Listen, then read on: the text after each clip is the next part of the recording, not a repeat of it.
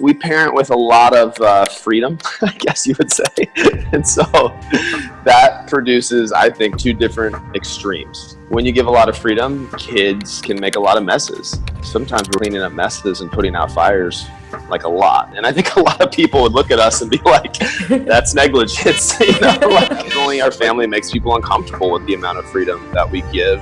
If our kid does something and makes a mess, we will let them clean that up. And lots of times that takes longer.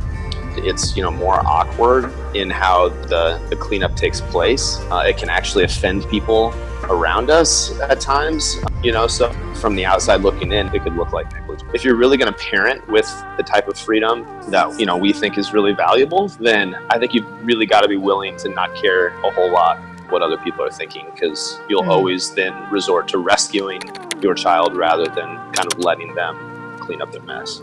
Sometimes that freedom can be a little bit messy, and sometimes that freedom produces a lot of independent play and work and study to where it's kind of quiet in a sense of them kind of doing their own thing. But I think from a very young age, we believed a lot in their potential. Like, we always treated them a little bit older than maybe the status quo would have, and gave them responsibilities and made them believe they could do things or kind of achieve things that maybe most kids at that young of an age aren't told they can do.